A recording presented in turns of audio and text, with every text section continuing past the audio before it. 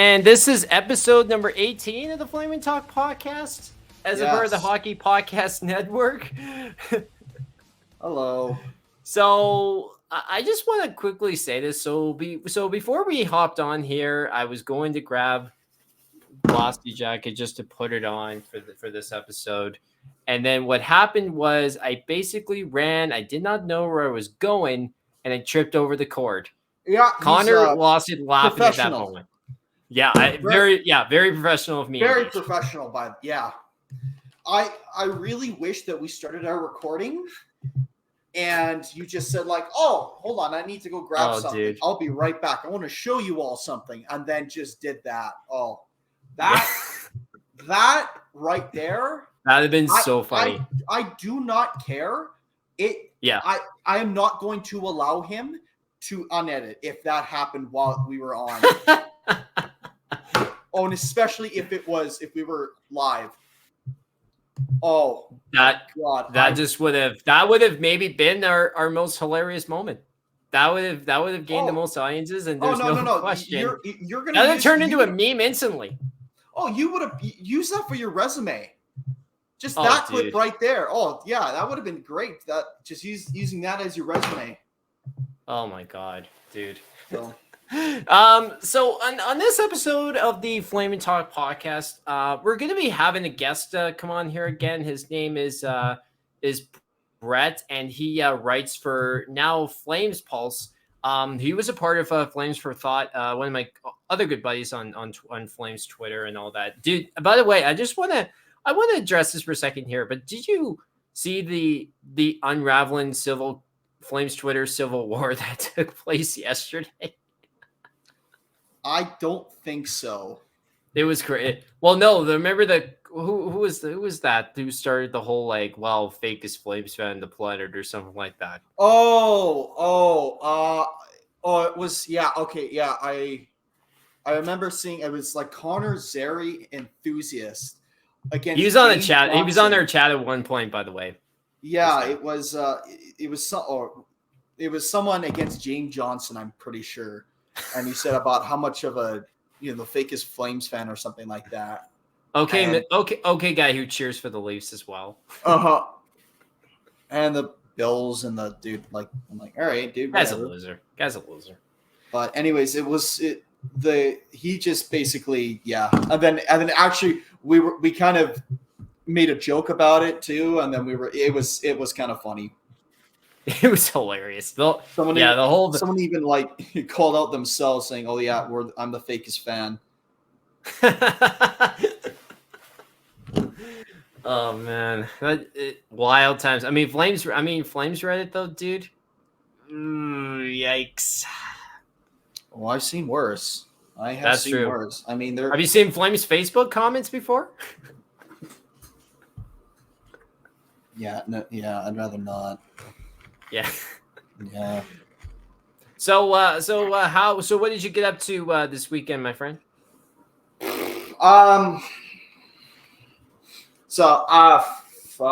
Friday was interesting. The LRT station, if you guys anybody who was not in Calgary and watches from outside of Calgary. We recently had a cold snap. Actually, most of Canada had a cold snap, and temperatures were down on the lows of minus 35 with wind chills minus 47, I think, at one point. And I had to walk all the way up to my gym, in that temperatures, dude. It was fucking insane. Oh yeah, it was not pretty. And it was one of those things where we're like, okay, it's whatever. Cold snap. But on Friday is when it was the coldest, and we had it, and it started, I think, about Tuesday, Wednesday, something like that. And when it became the coldest, on my way to my work, the LRT station in downtown Calgary decided to the power is in the core or in downtown for the LRT just shut down. So one side or one, oh, hello. What's going on, Hello. Brett? Hey guys, Hi, thanks Brett. for having me. Yeah, you Yeah, betcha. no worries. Thanks for hopping on. Now, you want to finish your story quickly there, Connor? Yeah, no. I was just gonna finish off. Basically, one side of the LRT station completely shut down, and Yeah. they were trying to divert all train traffic to one side, but they couldn't because. So I was sitting basically at my station for about an hour, and no announcements, nothing like that. Then they finally said, "You have to get off. Sorry, sucks to be you." And then I had to have my dad come over from Marta Loop, where my stepbrother lives, because he was he not only was he in minus 35-degree weather, having to try to help replace my stepbrother's battery for his truck, but also he was apparently hungover. so it was a hell of a morning. And then the weekend, Saturday, I had a 11 o'clock game, a beer league game, fun. And then spent some time with some family for it was my and my grandmother's birthday party. So it was nice. It was a combination kind of thing. So my belated, her upcoming. So it was good, but it was good overall. So sounded very, very eventful. Yeah, it was. Well, it was eventful, then it wasn't, and then all of a sudden, yeah. So, okay. So anyway, we'll get started here on this edition of the Flame and Talk podcast. Here, below me and Connor, we have Brett from FlamesPulse, and he also, correct me if I'm wrong on this, but you did write for Flames for Thought. I wrote at Flame for Thought, and then I had the feeling that I would just like the website to be my own and have a little bit more freedom with it. So I'm no longer writing at Flame for Thought, but FlamesPulse is brand new as of, the last week or so. Yeah, that's amazing. It's basically basically with FlamesPulse, your new website. We'll get to talking, some flames and whatnot in just a second here. But FlamesPulse here, is it basically just like an article writing website for those who may not know?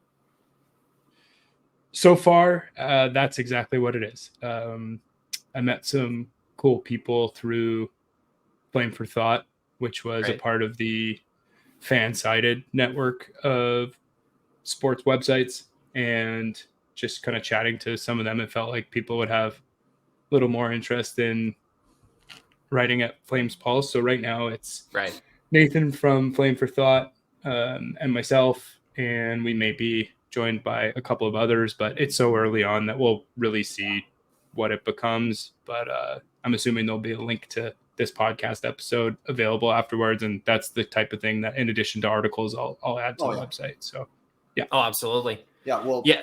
We usually go onto YouTube and I think what else do you use? Spotify? Do you link this to Spotify or what else do you link this podcast to social media? Yeah, we've been having audio issues lately, so it's just YouTube for now until we get the whole Spotify and iTunes shit figured out here, because I don't know what the hell's going on there. But anyway, okay, so I'll start off with this. I started this off with James when he was on with us, and I'll start this off with you. So they've won 3 games in a row, and they're about 2 points out of a playoff spot with decisions looming. Where exactly are we going here? Where are we going, or where do we want us to go, Noah? Because I think those are maybe 2 different questions. Maybe both? Yeah. Okay. I just finished up writing an article today that's going to be published later, where Nathan and I take a look at some of my preseason predictions and then some mid-season predictions that I'm expecting for the rest of the season. So I think some of those topics will be pretty relevant here. But I think the biggest question for the Flames, and that was the case before the season started and it still is now, is what happens with the UFAs. And when you have a situation like this where many people are becoming UFAs at the end of the season, it becomes a much larger topic of conversation, because it's not just one player this season. When there's a bunch of them, it becomes a much bigger decision. Not that you have to do the same thing with all of them. Right. So I think when we look at that, that's where we kind of get the spark in this conversation about should the Flames sell or buy. And what I'm predicting they'll do is sell on two of those big three UFAs who are gone, which will be three of the big four total. Of course, because Zadorov already got dealt. My prediction is that Hanifin does actually sign an extension, and that both Tanev and Lindholm are dealt before the March 8th deadline. My opinion, what I would do if I was in Conroy's shoes, and I'm not Craig Conroy, I know much less about any of that stuff, but just as a fan of the team, I'd probably sell on all three of those players at this point in time. And I think where I differ from some fans, maybe even including you, Noah, is that I don't think that even if they do that, they're going to be bad enough to bottom out and actually tank. So I think that they just need to get as many future assets as they can, whether those are prospects or picks in the first, second, third rounds would be my ideal scenario, but we'll see how it goes. With that being said, I also wouldn't be surprised if one of the two goalies goes. I think Vladar is more likely at this point in time by a landslide. And then I'm also thinking that maybe not someone like Blake Coleman, even though he's at his peak right now, but I wouldn't be surprised if we see someone like Dylan Dubé be chucked into one of those deals just as a small extra value add to make some of those things happen. That's where I'm at. Yeah. Please. I hope you're right. One thing I'll say, by the way, is like, I think I've been at the acceptance point for over a month that they're too good enough to tank. Even if they do trade those UFAs, like I just, that's probably not going to happen. And let's be honest here, Brett, like it's never been in this team's mantra to ever wave the white flag, especially if they're this close to a playoff spot. So that's the thing too, right? Is that, and that's the biggest hope I have, is that they do sell all of the UFAs. But you know, I'm the thing I've been saying as well along too is I'll believe it when I see it. Yeah, in a season like this, when you've got the UFA situation, but you've also got a new front office to a certain extent. It's not brand new, but Conroy's got the opportunity to kind of put his stamp on it and say, I'm going to do things a little bit differently here. And then there's also that rumor that I'm sure you guys have heard where Iginla could be key in this whole thing. Is he the voice that the franchise needs to put the bug in Murray Edwards' ear about, you know, let's do this differently, and let's if it's revenue goals, let's focus on those for when the new rink opens. And that's going to take some time for us to build. So we need to start right now. Maybe obviously not to the point where they're completely teared to the studs, though. No, I don't think they will, but it's just the right time with the UFAs and the new management group to look at things a little bit differently. Like I said, I'm not cheering for a tank or losses or anything like that, because I just don't think that they're going to get to the very bottom. But I am hopeful that they make the right decisions and acquire some pieces for the future. Yeah, I put the tweet out the other day that, you know, as much as some of us want them to tank, we know that's not happening. Like there's no way. Like it's never been in this franchise's mantra whatsoever. You know, Connor, do you have any thoughts about this, my man? Yeah. Well, with regards to trading and whatnot, one of the things that I think that needs to kind of come into mind was who are surging guys right now that we can look at for moving. And when you said about Blake Coleman, he is absolutely dominating. I think he was NHL second star of the week, I believe. Yeah. So like he is doing very well, and honestly, I gotta tell you, I mean, if Kadri doesn't want to be, as from what we've heard, Kadri doesn't want to be on this rebuilding aspect, he's also doing pretty well too. So if we go along this rebuild route and really start to look at some options for either prospects or for some younger guys, you know, let's look at the guys who are surging right now that we could look to move, and you know, get them for the most value that they have right now, and get those first rounders going, get those guys that we really need for a younger core in general. But And then for the guys who are not doing so great, but we will still try and get out, or guys who are, pretty middle of the pack, they've done their job, but they're, nothing to be, super excited about. Yeah, like start to look at trading them towards March, towards the March 8th trade deadline. Like I don't care if into February, even early March, right at the deadline. I don't know, but somewhere closer to that deadline, I think definitely where we kind of diversify out into where, and I mean, obviously we also have to think about what is there for the market. I mean, it sucks right now because I don't know what is out there right now for the market for younger guys who want to move, or teams who are willing to give up certain prospects, such as a 2025 first rounder or a 2026 first rounder. Like, we don't know what teams need our specific players to either improve or to really push for that playoff spot, whoever they may be, and how much they're willing to give up, if they are even willing to give up anything. So, I mean, it's, again, we are in a tough spot, but let's at least try. That's what I mostly want to see, is at least us trying to look to get something going. And then if we do get someone out, kind of in the near future, whether it may be, their top works. I've been hearing a lot about Markstrom, whether it's Markstrom, whether it's Coleman, whether it's, I don't know who else, maybe Tanev or Lindholm soon. Like, I guess we'll look at and see about what else we have, for what else we can get in the future, or kind of towards March. You just spoke about that, what we could get in the future and all that stuff. Like for Noah Hannafin, for example, would I have a problem with extending him? No. But at the same time, is my preference to trade him? Yes. Because I think mainly the thing that you have to do is, I think it would be a complete disservice to you if you didn't at least explore, the opportunity of getting the premium return back for Noah Hannafin. Now, again, he's turning 27 very soon, and you don't find defensemen like that often. I don't disagree with that. But I just think there's just a point where with certain players, I just think there's times where you have to move on to.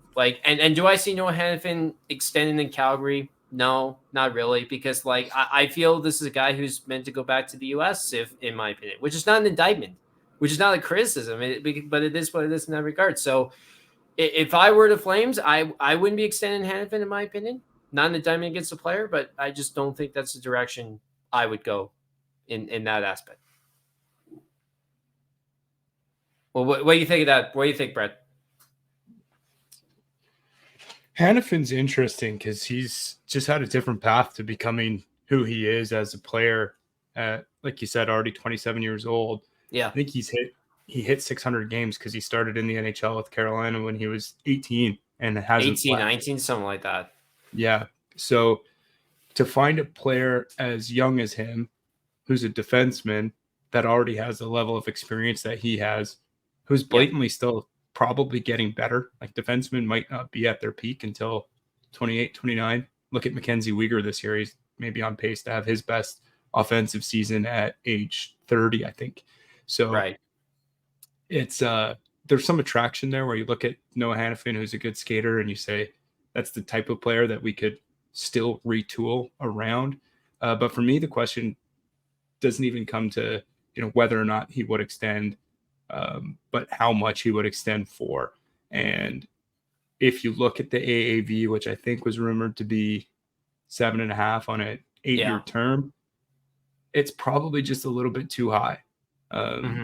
Is that more money than Noah would be asking for from his hometown Bruins, for example? Probably. So maybe we're not getting the best market value on Noah Hannafin, and maybe, like you said, it makes sense to explore what you could get back.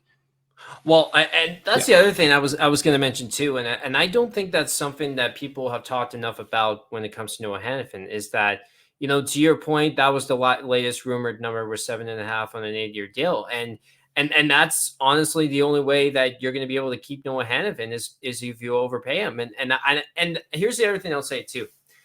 After the Huberdeau contracts and after the Kadri contract and the Uyghur contract, you're not really in a spot to be giving out more long-term contracts right now. Like your cap space like suggests otherwise. Like you cannot be given any more long-term contracts to these guys who are, well, I mean, Hannafin's still a few years away from 30, but he's going to be almost in his mid-30s by the time that contract happens if it's an 8-year deal. Like I just don't think it's smart business. Yeah, 100%. You'd have to re-up Anderson at some point in there as well. Yeah. It just the money makes it maybe not quite make sense.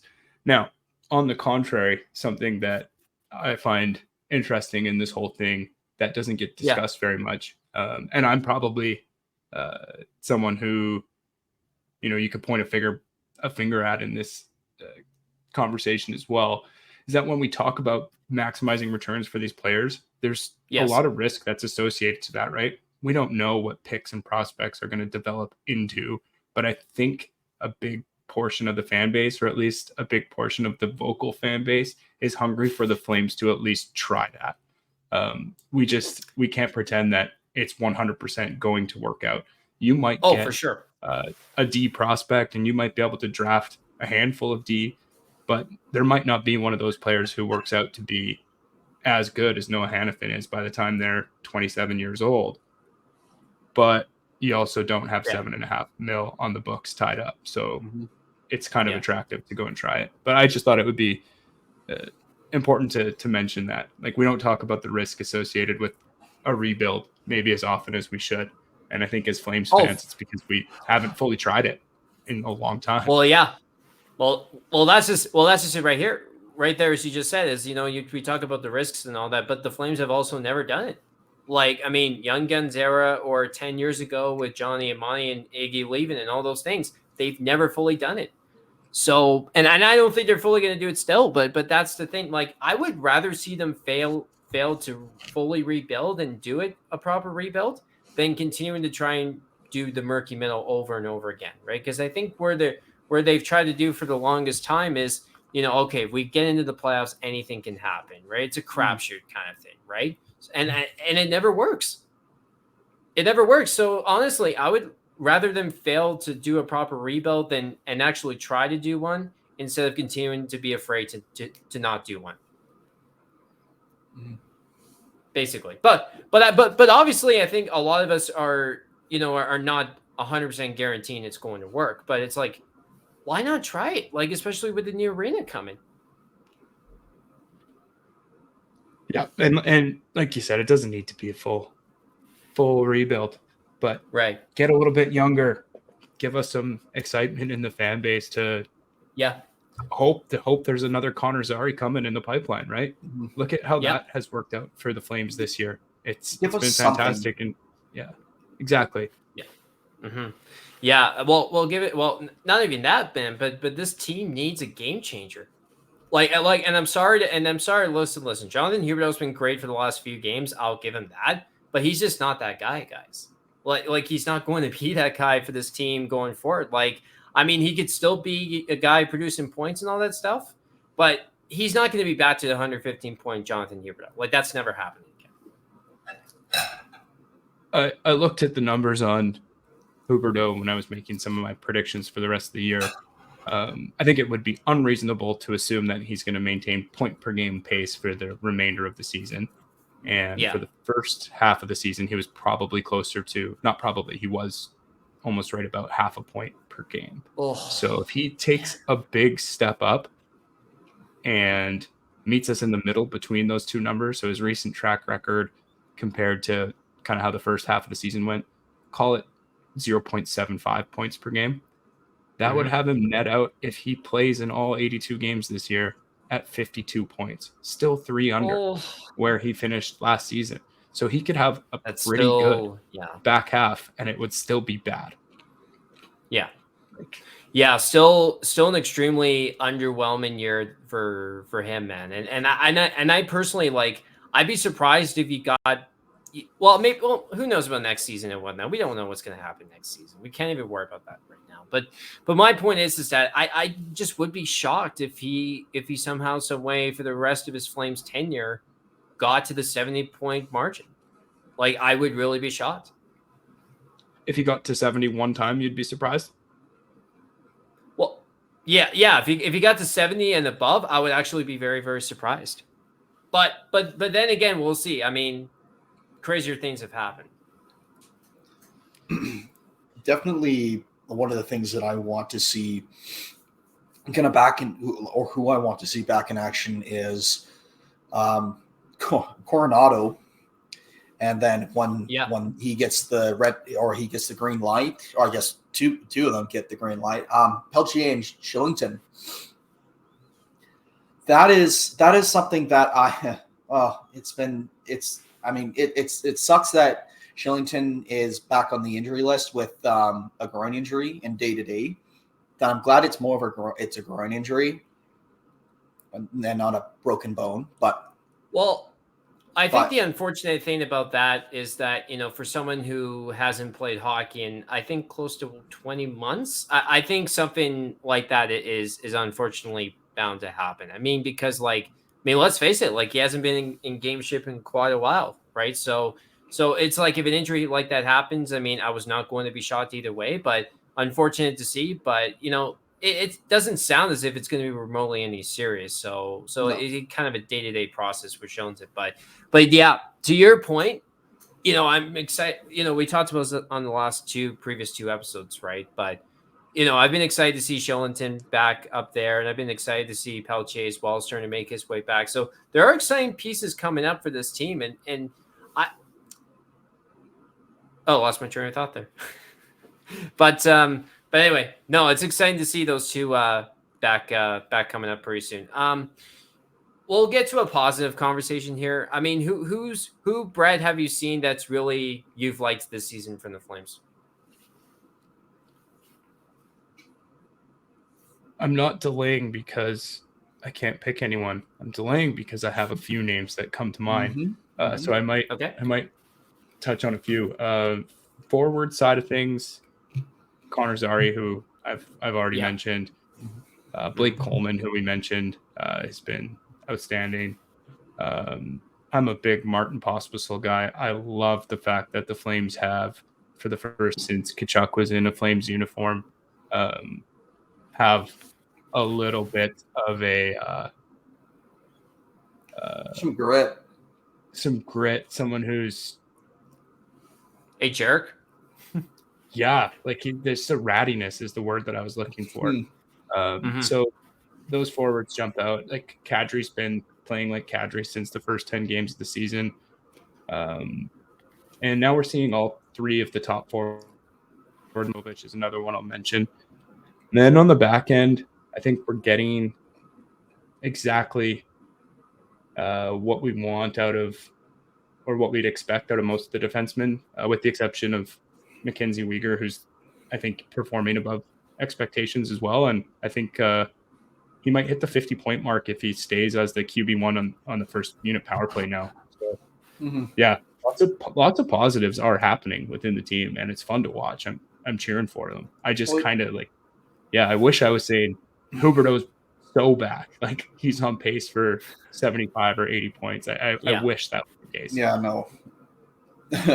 I mean, even Jacob Markstrom, what a comeback season that's been. I mean, both Markstrom and Weegar, guys who you think about, you think about Weegar, how he's been such a, he's been a good, at least decent presence for Florida, just a good defensive end. And then, last year he just wasn't really there. There was a lot of turnovers, a lot of mistakes. And Jacob Markstrom, from his Vezina year to then what he produced last year, was just like a switch turned off. And I think I'm seeing that I don't want to say that Vezina caliber Tendy, but definitely there's a switch turning back on, and he is showing amazing potential. He's showing, again, amazing potential. of not just what he could do if we were to keep him, but what he could provide if we were to trade him. Trade him. You just said the key words there, and that's going to be my next question to the both of you. When it comes to Markstrom, would you guys try and explore a trade for him at the deadline? Mm-hmm. Mm-hmm. Okay, Connors, yay. Brett, how you feel? Yeah, it's a tough one. Yeah, I think it would be ridiculous not to kick the tires if you're the general manager of the Calgary Flames and see what potential could be out there. But the truth is that with the no move and no trade clause, I think full in Markstrom's contract, it's going to be really tough to find a suitor for that trade to happen. Tough, but not impossible. Yeah. You would need to find, I think it was Friedman's report that made it pretty clear. It would have to be somebody who, is a contender and is somewhere where Markstrom would want to move his family at this point in his career. Somewhere where he could win. And then I think the return would have to be absolutely massive for a Jacob Markstrom trade. The reason I don't want to close the door on it, though, is because there's a lot of teams who are in goaltending trouble right now who should be contenders for the Stanley Cup. Even a team like Colorado, if something happens to Georgiev, whose numbers aren't even that great, they're in trouble. We don't know how long Stuart Skinner is going to be able to hold things together in Edmonton. Not that I think that would be a team where Markstrom would want to go. Could you imagine?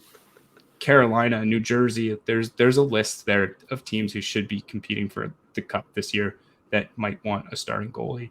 But the return would have to be astronomical, and Markstrom would have to give it a thumbs up. So I just don't see it happening. My prediction puts it at a really, really low percentage that happens. I think Dan Vladar does get traded for not too much and maybe as a throw-in and part of another deal.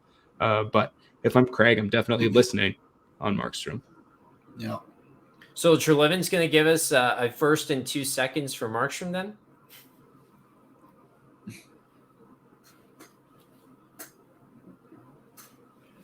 Reference to the Travis Hamonic trade, by the way. But no, you know what?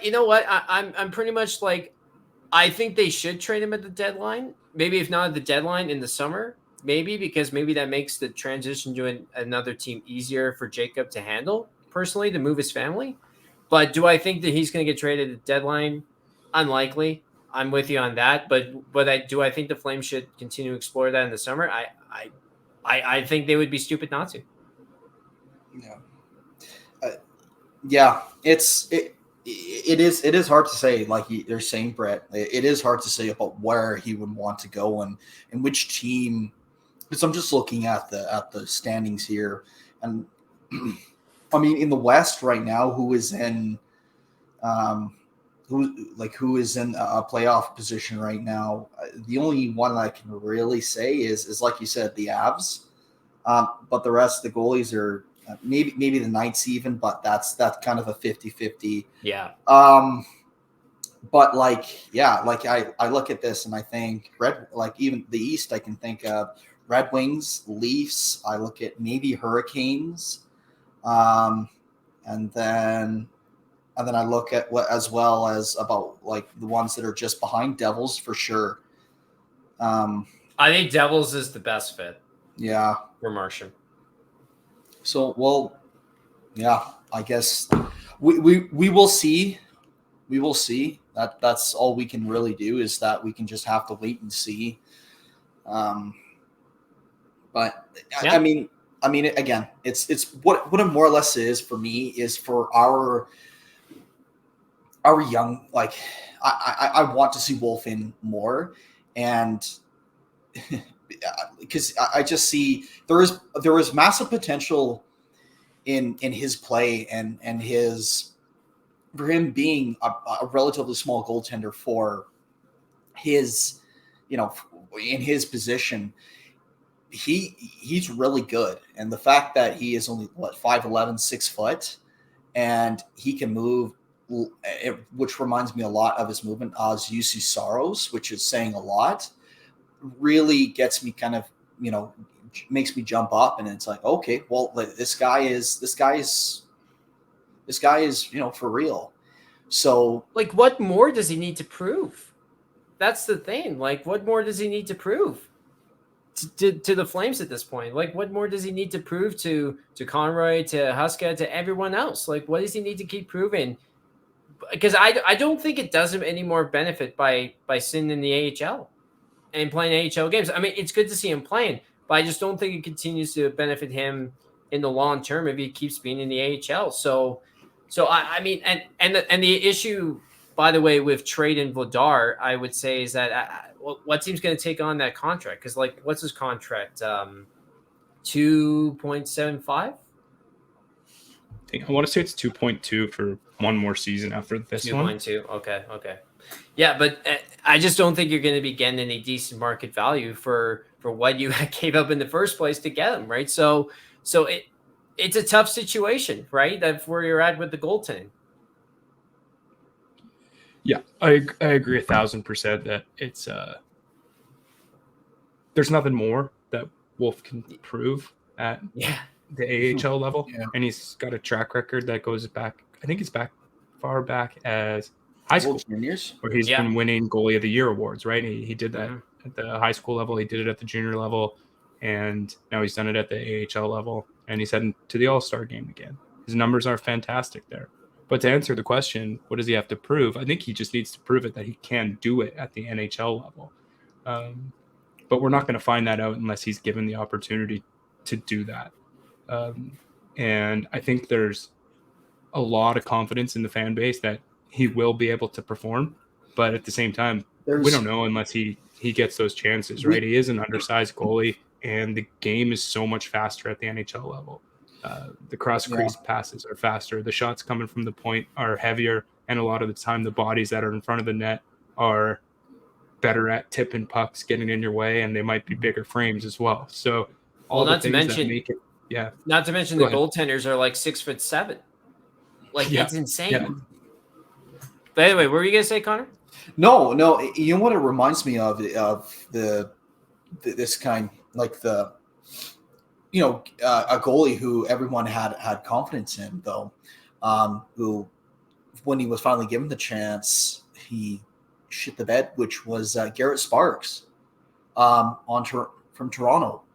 It was a really highly looked up, everyone has serious confidence that this goalie was going to actually, an actual goalie was going to help, the Leafs with their goaltending problem and actually, do something for them. And he ended up just becoming a pretty big bust. There wasn't much. And then even when he went back down, I think his confidence just completely slipped him. So there is that worry. There is a bit of that worry of okay, right. We've talked about, I think we were talking about Carter Hart Noah one day, and how the Flyers put him in way too quickly. Just said, you know what, you're the number one pick or whatever. You're really good. Here's a contract. Go do some work. And they left everything on his shoulders. So that's what I hope we don't get into. Because honestly, even though Dustin Wolf's played 4 or 5 games, I think he's only won one game, but I all the games he's played, he's done really well. Like the goals, people are talking about, oh, well, he's gotten however, I don't know. I don't remember how many goals under expected that he was supposed to save in an analytics sheet, but there was it was one of those things where everyone on Twitter was just talking about, oh, Dustin Wolf is just on the Garrett Sparks, and he's not going to make it in the NHL. He's just going to be an NHL All-Star, and that's it. And it's like, well, he's played 4 games, and if you've seen actually how he plays, most of the games he's played have been 40-plus shots he's faced against, and he's let 4 of them in. So he's not a bad goaltender. He is not. I just would love to. Excuse me. I would just love to see his defense actually helping him, and then see about how he does then. So we'll see. Yeah, I mean, and and as I said before, just to wrap up this part of the conversation, right, is that, I mean, do I think they trade a goalie between now and then? I don't think so, because I think, for one, like, as close as they are to a playoff spot, they're just going to ride it out with Markstrom until the summer, and then but I think you'd be absolutely stupid not to look at possibly capitalizing on a potential Vezina caliber goalie in the summertime, and try and move him then, right? Because I think it's unlikely the deadline. And I don't think anyone's going to take on Vladar. So I think for now, at least for the rest of the season, you're stuck with both Markstrom and Vladar. But yeah, no, that's fair. But yeah, pretty much. But yeah, last question for you, Brett, here, and then we'll begin to wrap up. And by the way, Brett of Flames Pulse joined us here on episode number 18 of the Flame Talk podcast. Prediction time. Do you think all of the UFAs are still Calgary Flames after March 8th? No. Okay. I think I mentioned my prediction off the top, but just to summarize again, if I'm the GM, probably trade all three. If I'm predicting what will happen, I think we'll see an extension for Hanifin and trades for Tanev and Lindholm. Which, obviously, a Hanifin extension, I as I've said in the show, like, I wouldn't be mad by a Hanifin extension, just obviously not the direction I would honestly be going in. But to each your own, I guess. Do you have any final thoughts, Connor? You know what? I think I just wanted to say about our win streak, I guess. Yeah. If we look at and with our conversation beforehand, if we look towards pushing for the playoffs, unfortunately, these wins are not going to mean anything, because with our history and our, we're basically going to dig ourselves a deeper grave, because knowing the management, knowing ownership, knowing all that stuff, they just like to, they just like to ruin fun. They like to ruin the fun for us, thinking that, we're going to finally rebuild, and then we do well for a couple games, and then it's like, you know what? No, they're going to extend players we didn't want extended, and then you know what happens from there. So it's just like, I